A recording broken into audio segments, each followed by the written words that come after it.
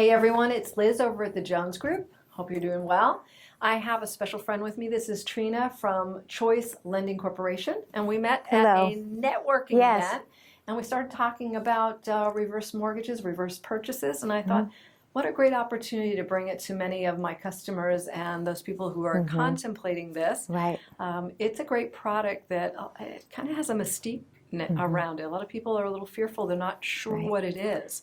So let's tackle one. Let's tackle one that I don't run into often enough, but I can see where the value is, and that's reverse purchases.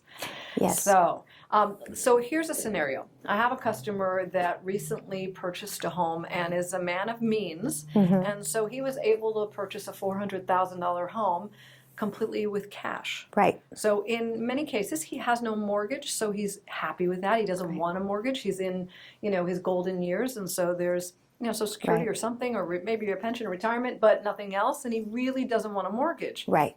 So in this case, where a reverse reverse purchase might be wonderful, is he gets to keep, let's say he wants to put down 50%. Yes. Right? Yes. So if you're walking away, if he had $400,000 in cash and he wanted to buy another house and had the means to do it, like you said, he could also utilize the reverse mortgage for purchase option, which is when you use a reverse mortgage and you use the funds they'll give you towards the purchase. So you end up only putting down likely much less than $200,000 for that $400,000 house.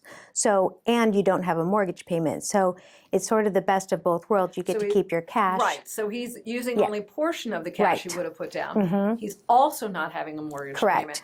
But what it's happening is it's eroding his equity position, right? Correct. Over time. Over so, time. So now he can take that additional $200,000 if he's a smart businessman, and he can go ahead and invest that in a CD or the market or wherever, where he's going to start to earn more because he's smart enough to have accumulated that, and only the $200,000 is sitting in the house that's going to go up and down over time. Exactly. Right. And then you're allowing time and equity over his 20-year lifespan to raise in value. Yes. So therefore, he might still have what he originally put down. Oh, in yeah, that property absolutely. In the long time. Yes, yes. Okay, well, that's one smart thing. Okay, let's talk about reverse mortgage. Okay. So how does that work?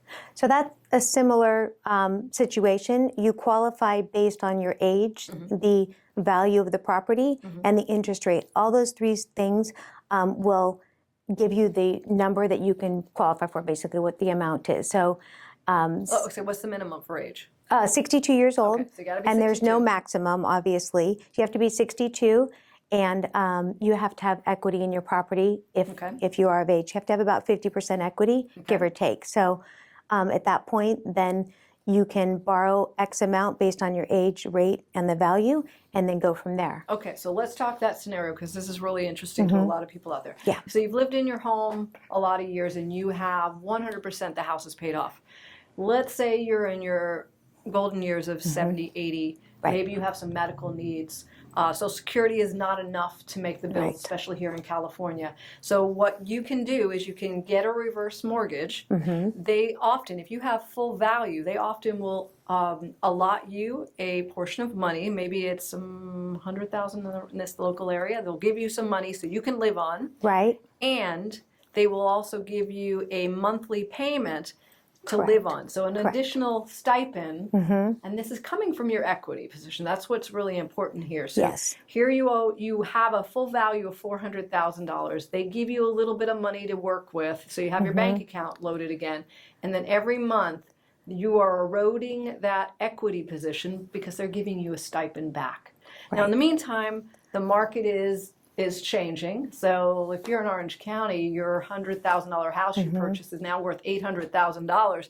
Right. It still grew, but you only borrowed and you were only responsible for what you guys agreed upon the day of it. Now let's say they live 10 more years, 15 more years. What happens to that equity when somebody goes to sell, or let's say we pass away? How does our heirs get that property?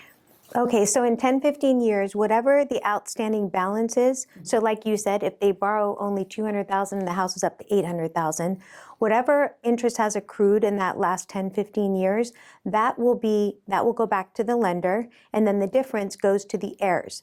So one of the biggest misconceptions with reverse is that you lose the house and they take the house.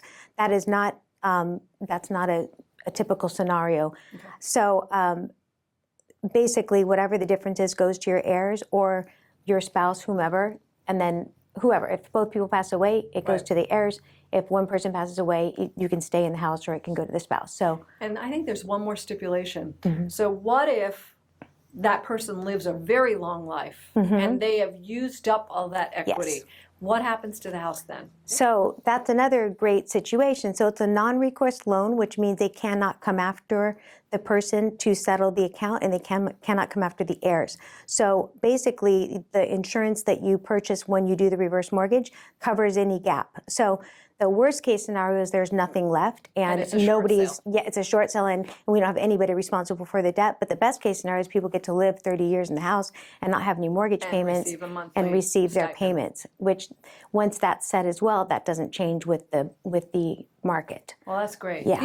These are incredible reasons why somebody going into your golden years should own an asset like real estate. I mean, obviously, if it can help you 20 years from now, and it could potentially leave something for your heirs, what a great opportunity. So there's no time like the future. If someone has some questions about this process, how can they reach you? What's the best way?